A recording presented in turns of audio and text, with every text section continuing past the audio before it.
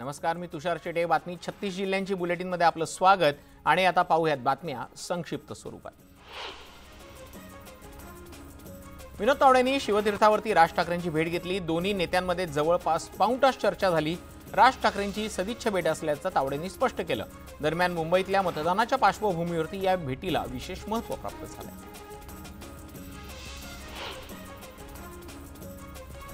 दोन 2019 मध्ये मवियाच्या मुख्यमंत्री पदासाठी एकनाथ शिंदे यांच्या नावाचा विचार सुरू होता. मात्र अजित पवार, सुनील तटकरे, दिलीप वळसे पाटलांसह भाजपनेही त्यांना विरोध केला होता, असा दावा संजय राऊतांनी केलाय. राऊतांच्या या नव्या दाव्यानं पुन्हा एकदा राजकीय वर्तुळात चर्चांना उधाण आलं. भाजप आमदार नितेश राणेंनी संजय राऊतांवर जोरदार पलटवार केलाय. मुख्यमंत्री पदासाठी उद्धव ठाकरेंच्या नावाला राऊतांचा विरोध होता, असा आरोप राणेंनी केलाय. उद्धव ठाकरेंना अनुभव नसल्याचं म्हणत मला मुख्यमंत्री करा आणि तसं केलं नाही मातोश्रीच्या आतल्या बातम्या बाहेर काढेन, असं ब्लॅकमेल केल्याचा गंभीर आरोपही राणेंनी केलाय. मुख्यमंत्री पदासाठी एकनाथ शिंदे यांना भाजपचा विरोध नव्हता, असं मत शिवसेनेचे प्रवक्ते संजय शिरसाटांनी व्यक्त केलंय. एकनाथ शिंदे यांच्या घराची रेकी पोलीस यंत्रणांनी केली होती. एकनाथ शिंदे शपथ घेणार होते, मात्र अचानक उद्धव ठाकरेंचं नाव समोर आलं, असं शिरसाट यांनी सांगितलं. संजय राऊतांनी एकनाथ शिंदे यांना मुख्यमंत्री पद देण्याबाबत केलेल्या वक्तव्यावरती भाजप आमदार अतुल भातखळकरांनी प्रतिक्रिया दिली. राऊतांकडनं खोटी विधानं करण्याचा प्रयत्न सुरू आहे. त्यांच्या विधानांकडे लोक करमणूक म्हणून पाहतात, असं म्हणत भातखळकरांनी राऊतांना टोला लगावला. शरद पवारांनी अजितदादांवर निशाणा साधलाय. मुलगी आणि पुतण्यामध्ये कधीच भेद केला नाही. अजित पवारांना कायम सत्तापदं दिली, असं म्हणत अजित पवारांच्या आरोपांवरती शरद पवारांनी प्रत्युत्तर दिले. शरद पवार किंवा अजित पवार काय बोलतात त्यात आम्हाला पडायचं नाही. भाजपला सत्तेतून बाहेर काढणं हाच आमचा उद्देश असल्याचं मत नाना पटोलेंनी व्यक्त केले. महाराष्ट्राला अधोगतीकडे नेण्याचं काम भाजपनं केल्याचा आरोपही पटोलेंनी केला. काँग्रेसमध्ये फूट पडली नसती तर 2024 मध्ये मीच मुख्यमंत्री झालो असतो, पण शरद पवारांनी पक्षाकडे मुख्यमंत्री पद घेतलं नाही, असं मोठं विधान छगन भुजबळांनी केलंय.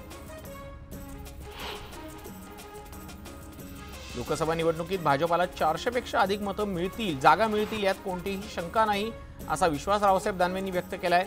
महायुती 45 पेक्षा जास्त जागा जिंकेल, त्यामुळे उद्धव ठाकरे आणि शरद पवार यांच्याकडे पाठिंबा मागण्याची वेळच येणार नाही, असं विधान रावसाहेब दानवेंनी केलंय. मी राजकारणात येण्यास इच्छुक नाही, मात्र सगळे सोयऱ्यांची अंमलबजावणी आणि मराठा कुणबी एक असल्याचा कायदा केला नाही तर निवडणूक लढवावी लागेल, असा इशारा मनोज जरांगे पाटील यांनी दिलाय. आतापर्यंत झालेल्या निवडणुकीत समाजाने जशी एकजूट दाखवली त्याचप्रमाणे 5व्या टप्प्यातही मराठा समाजाने एकजूट कायम ठेवावी, असं आवाहन जरांगेंनी केलंय. ज्याला पाडायचे त्याला पाडा, मात्र समाजाची एकजूट तुटून देऊ नका, असं जरांगे म्हणाले. उत्तर मुंबई लोकसभा मतदारसंघातील महायुतीचे उमेदवार पियुष गोयल यांनी मुंबईत मिसळीचा आस्वाद घेतलाय. कांदिवलीतल्या हॉटेलमध्ये त्यांनी आणि त्यांचे कार्यकर्ते यांच्यासह सामान्य नागरिकांसह मिसळ खाल्ली. दिल्लीमध्ये आम आदमी पार्टीचा हाय व्होल्टेज ड्रामा पाहायला मिळतोय. आपच्या कार्यकर्त्यांनी भाजपा कार्यालयाकडे मोर्चा वळवला होता. यावेळेला हजारोंच्या संख्येनं कार्यकर्त्यांनी गर्दी केलेली होती. तर या मोर्चामुळे दिल्लीतला DDU मार्ग देखील बंद करण्यात आला होता. मुंबईतल्या मुस्लिम समाजानं नोटाला मतदान करावं, असं मुस्लिम सेवाभावी संस्थांनी आवाहन केलेलं आहे. मुस्लिम समाज उद्धव ठाकरेंच्या पक्षाला पाठिंबा देणार नसल्यानं या मुस्लिम सेवाभावी संस्थांचं म्हणणं आहे. जोगेश्वरी इथल्या मुस्लिम समाजातल्या विविध संस्थांचे पदाधिकारी आणि सदस्य एकत्र आलेले होते. त्यावेळेला त्यांनी कट्टर हिंदुत्ववादाची भूमिका मांडणारे उद्धव ठाकरे आता आमच्याकडे मतांसाठी का हात पसरतात, असा सवाल केला. मुंबईतल्या दादरमधल्या एका व्यावसायिकानं पंतप्रधान नरेंद्र मोदींच्या चेहऱ्याची प्रिंट असलेली खास साडी डिझाईन केलेली होती. या साडीला अनेक महिला पसंती देत असल्याचं साडी विक्रेत्यानं म्हटलेलं आहे. केवळ मुंबईतूनच नव्हे तर मुंबई बाहेरून देखील या साडीला मोठी मागणी आहे. मंगळुरू इथून काही महिला ही साडी खरेदी करण्यासाठी मुंबईत आलेल्या होत्या. ज्येष्ठ शास्त्रीय गायिका पद्मजा फेडाणी जोगळेकर यांनी नवमतदारांना मतदानाचा हक्क बजावा, असं आवाहन केलंय. मतदान करणं ही फक्त आपली जबाबदारी नाही तर ते आपलं सामाजिक कर्तव्य आहे, असंही त्या म्हणाल्या. कल्याण लोकसभा मतदारसंघासाठी सोमवारी मतदान होणार असून निवडणूक कर्मचारी मतदान केंद्रांवर निघालेले आहेत. 20 लाखांपेक्षा जास्त मतदार मतदान करण्यासाठी जाणार आहेत. नवी मुंबईत निवडणुकीच्या प्रत्येक ठिकाणी कडक पोलीस बंदोबस्त तैनात करण्यात आलाय. मतदान केंद्रांवर ड्रोनद्वारे करडी नजर ठेवली जाणार आहे. कायदा हातात घेणाऱ्यांवरती कडक कारवाई केली जाणार आहे. ठाणे लोकसभा मतदारसंघात सोमवारी मतदान पार पडणार आहे. त्याच पार्श्वभूमीवरती मतदारांनी निर्भीडपणे मतदान करावं असं आवाहन निवडणूक अधिकाऱ्यांनी केलेलं आहे. तर मतदान केंद्रांवर सुविधांसह इतर व्यवस्थांच्या नियोजनाची त्यांनी पाहणी केली. पालघर लोकसभा मतदारसंघात 21,48,000 मतदार आपला मतदानाचा हक्क बजावणार आहेत. त्यासाठी जिल्ह्यात 2270 मतदान केंद्र उभारण्यात आलेली आहेत. तर 13,000 अधिकारी आणि कर्मचारी मतदान केंद्रांवर कार्यरत असतील. निवडणुकांच्या पार्श्वभूमीवरती कायदा व सुव्यवस्थेचा प्रश्न निर्माण होऊ नये म्हणून सटाण्यात पोलिसांनी रूटमार्च काढला होता. यावेळेला सटाण्यातलं पोलीस प्रशासन निवडणुकांसाठी सज्ज असल्याचं पाहायला मिळालं. जास्तीत जास्त नागरिकांनी मतदान करावं यासाठी मुंबईच्या दादरमधल्या पिक्सी सलून चालकांना एक भन्नाट शक्कल लढवलेली आहे. मतदानाचा हक्क बजावणाऱ्या नागरिकांना सोमवारी विशेष डिस्काउंट देण्यात येणार आहे.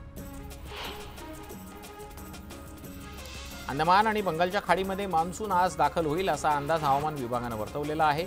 31 मेला संध्याकाळी मान्सून केरळात दाखल होण्याची शक्यता असताना जूनच्या पहिल्या आठवड्यात मान्सूनचं महाराष्ट्रातलं आगमन होणार असल्याचा अंदाज हवामान विभागानं वर्तवलेला आहे. चिपळूणमध्ये सह्याद्री भागामध्ये अवकाळी पावसानं धुमाकूळ घातलाय. अर्धा तास पडलेल्या मुसळधार पावसामुळे नद्या नाले ओढे प्रवाहित झालेले आहेत. अडणे अनारी भागात ढगफुटीसदृश्य पावसामुळे पाणी साचलेलं होतं. सिंधुदुर्गात मान्सूनपूर्व पाऊस कोसळतोय तर आंबोली घाटात ढगांची चादर अंथरल्याचा भास होतोय. हे नयनरम्य दृश्य नागरिकांना भुरळ घालतंय. अशा सुंदर निसर्गाचा आनंद लुटण्यासाठी आंबोली घाटात पर्यटकांची गर्दी होताना पाहायला मिळते. दोडामार्ग तालुक्यातील अनेक गावांमध्ये जंगली हत्तींच्या कळपाकडनं फळपिकांची नासधूस करण्यात आलेली आहे. तर नारळाची झाडंही हत्तींनी जमीनदोस्त केलेली आहेत. भर दिवसा लोकवस्तीत हत्ती नासधूस करत दहशत पसरवत असल्यानं ग्रामस्थांमध्ये भीतीचं वातावरण पाहायला मिळतं. गेल्या 1.5 महिन्यापासून जळगाव जिल्ह्याचा पारा 40 अंशांच्या पुढे राहिलेला आहे. यामुळे मेहरुण तालुक्यातला जलसाठा केवळ 40% आलाय. दरम्यान जलसाठा कमी झाल्यानं पक्ष्यांसाठी कृत्रिम बेट तयार करण्याची मागणी ग्रीन सिटी फाउंडेशनकडून करण्यात आली आहे.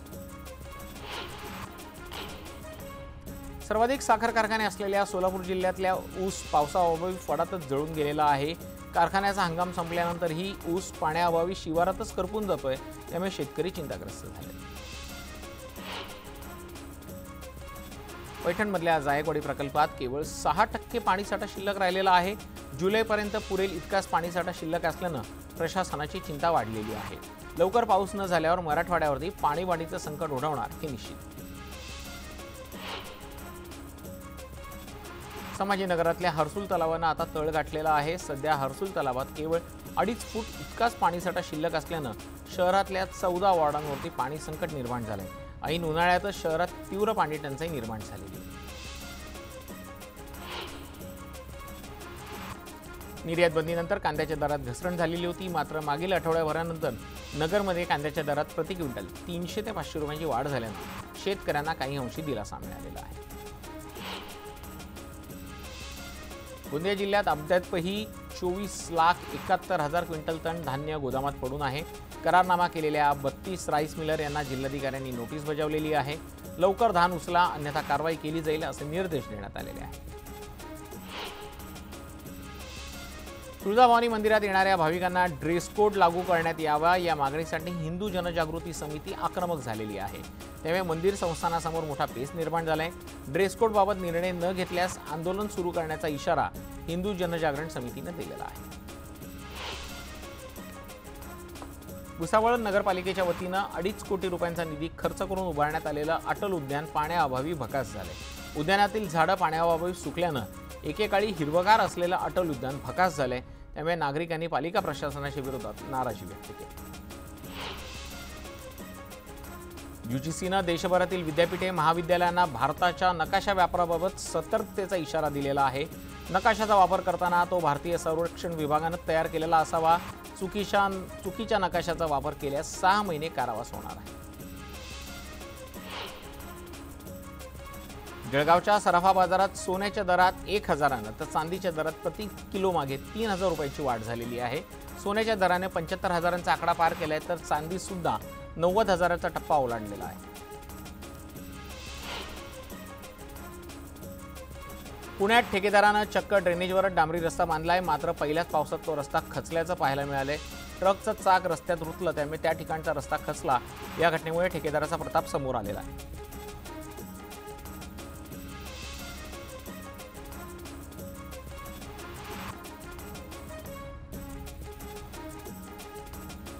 संभाजीनगरातले वाहतूक कोंडी फोडण्यासाठी मनपाचा अतिक्रमण विभाग आता सज्ज झालेला आहे। अतिक्रमण विरोधी विभागाकडून शहरात 6 फिरत्या पथकांची नियुक्ती करण्यात आलेली आहे।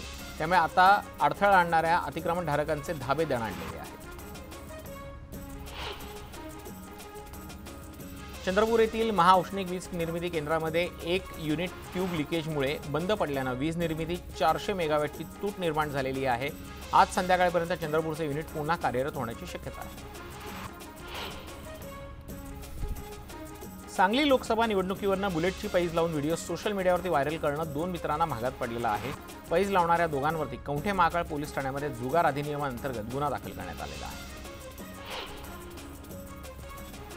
धाराशिवच्या कळंब शहरात व्यापाऱ्यांच्या घरावरती 6 जणांच्या टोळक्यानं सशस्त्र दरोडा घालण्याचा प्रयत्न केलाय। यावेळेला पोलिसांच्या मदतीनं त्यातील 3 आरोपींना पकडण्यात आलेला आहे। त्यांच्याकडून लाखोंचा मुद्देमाल जप्त करण्यात आलेला आहे। नांदेड जिल्ह्यातील बारडमध्ये चोरट्यांनी चक्क एटीएम मशीनच पळवलेली आहे। चोरी करण्यापूर्वी चोरट्यांनी सीसीटीव्ही कॅमेरा फोडलेला आहे। त्यामुळे नेमकी चोरी कशी झाली आणि चोरटे कोण याचा तपास करणं अवघड झालेला आहे।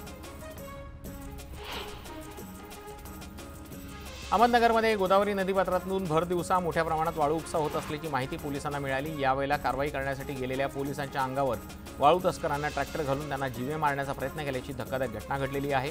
सुदैवानं पोलीस कर्मचारी बाजूला सरकल्यानं मोठा अनर्थ टळला।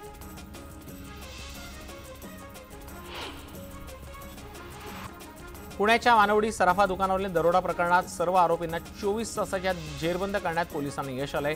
सारसबाग परिसरात आरोपींनी कपडे बदलले आणि ते पसार झाले। हे दृश्य सीसीटीव्ही फुटेजमध्ये कैद झालं असून ते फुटेज न्यूज 18 लोकमतच्या हाती लागले।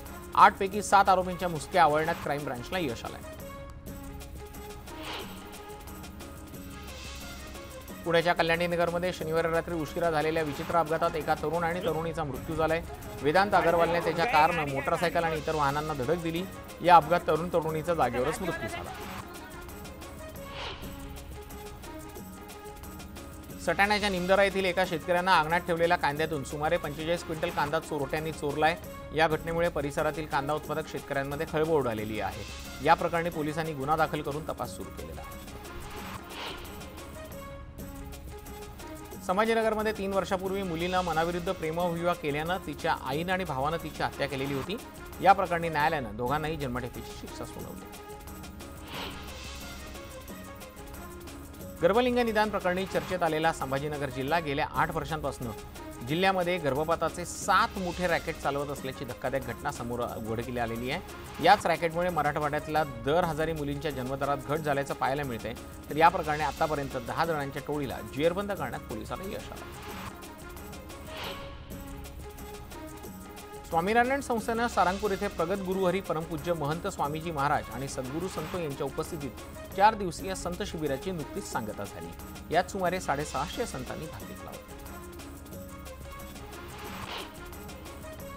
मोहिनी एकादशी निमित्त पंढरीत लाखो भाविक दाखल झालेले आहेत। विठुरायाची पंढरी भाविकांनी गजबजून गेलेली आहे। सध्या मंदिराचं काम सुरू असल्यानं भाविकांना पदस्पर्श दर्शन घेता येत नाहीये। मात्र 2 जूनपासून विठुरायाचं पदस्पर्श दर्शन सुरू होणार आहे। बुलढाण्याच्या लोणार सरोवर परिसरात असलेल्या दैत्यसुदन मंदिरातल्या भगवान विष्णूच्या मूर्तीवरती किरणोत्सव पाहायला मिळतोय। सूर्यकिरणांच्या प्रकाशझोतांमुळे मूर्तीचं सौंदर्य आणखीनच खुलून गेलेलं आहे। मूर्तीचं हे रूप पाहण्यासाठी नागरिकांनी मंदिरात गर्दी केली। सिंधुदुर्ग जिल्ह्यातल्या माणगाव खोऱ्यातील गावकरवाडीला चक्रीवादळाचा फटका बसलाय। या वादळात हजारो झाडं उन्मळून जमीनदोस्त झालेली आहेत। त्यामुळे शेतकऱ्यांचं मोठ्या प्रमाणात नुकसान झाले। तर अद्यापही पंचनामे न झाल्यानं शेतकऱ्यांमध्ये नाराजीचा सूर पाहायला मिळतो। छत्रपती संभाजीनगरमध्ये पाणीचं विदारक चित्र पाहायला मिळते। 412 गावं 61 वाड्यांमध्ये 687 टँकर्सवर पाणी पुरवठा सुरू आहे। तर हंडाभर पाण्यासाठी महिलांना भर उन्हातनं पायी वणवण करावी लागते। नागपूर शहरात जून महिन्यापासून 144 इलेक्ट्रिक बस धावणार आहेत। या बसेसच्या चार्जिंग स्टेशनसाठी वाथोडा परिसरात काम सुरू आहे। त्यामुळे जूनपासून नागपूरकरांना विना आवाज विना प्रदूषण AC बसमधून प्रवास करता येणार आहे. मध्य रेल्वेच्या लोहमार्ग विस्ताराच्या कामाचा परिणाम नागपूर ते मुंबई मार्गावरती धावणाऱ्या 14 रेल्वे गाड्यांवरती होणार आहे. 17 मे ते 2 जूनपर्यंत हे काम चालणार असून यात 31 मे नागपूर दुरंतो आणि 1 जूनला मुंबईवरून येणारी दुरंतो तसंच हावडावरून नागपूर आणि मुंबईच्या दिशेने जाणाऱ्या काही गाड्या रद्द होणार आहेत. 2 जूनपासून वारकऱ्यांना थेट विठुरायाचं पदस्पर्श दर्शन घेता येणार आहे. त्यामुळे वारकऱ्यांमध्ये आनंदाचं वातावरण पाहायला मिळते. दर्शन बंद ठेवल्यामुळे तेथील व्यावसायिकांवरती मोठा परिणाम झाला होता. त्यामुळे आता विठुरायाचं दर्शन पुन्हा एकदा सुरू होत असल्यानं व्यावसायिक देखील आनंद साजरा करत आहेत. भुसावळ रेल्वे स्थानकावरून पूर्वी धावणारी भुसावळ मुंबई पॅसेंजर लॉकडाऊनमध्ये बंद करण्यात आलेली होती. त्यामुळे मुंबईला जाणाऱ्या गाड्या नसल्यानं प्रवाशांचे हाल होत आहेत. त्यामुळे मेमू इगतपुरी किंवा कल्याणपर्यंत न्यावी अशी मागणी प्रवाशांनी केली आहे. सांगलीच्या मिरजमध्ये रस्त्याअभावी एका शेतकऱ्याला मृत्यूनंतरही मरणयात्रा सहन कराव्या लागलेल्या आहेत. विजेचा धक्का लागून मृत्यू झाल्यानंतर त्याचा मृतदेह 1.5 किलोमीटर लांब नेण्यासाठी रस्ता नसल्यानं हा मृतदेह स्ट्रेचरवरून नेण्याची वेळ शेतकऱ्यांच्या नातेवाईकांवरती आली होती. सोलापुरातील मोटरसायकल चोरी करणाऱ्या चोरट्याला पोलिसांनी जेरबंद केलेला आहे. तर विविध विभागातून चोरलेल्या 6 मोटरसायकल हस्तगत करून 3,40,000चा मुद्देमाल जप्त करण्यात पोलिसांना यश आलेलं आहे. पुण्यातल्या चाकण शिक्रापूर महामार्गावरती गॅस कंटेनरमधला गॅस चोरी करताना स्फोट झाला. या स्फोटामुळे एका हॉटेलसह 3 घरं आगीच्या भक्ष्यस्थानी सापडलेली आहेत. स्फोट झाल्यानं कंटेनरच्या शेजारील 2-3 कंटेनरला आग लागली. सुदैवानं आगीत कोणतीही जीवितहानी झाली नाही.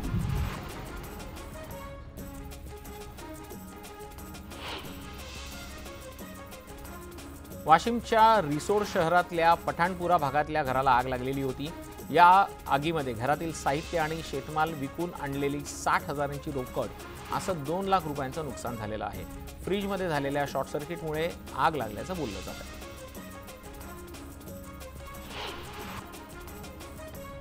गोंदिया शहरातल्या छोटा गोंदिया येथे तलावातलं पाणी विषारी झाल्यानं हजारो माशांचा मृत्यू झालाय. तर मृत माशांच्या दुर्गंधीमुळे परिसरातल्या नागरिकांना श्वास घेणेही कठीण झाले.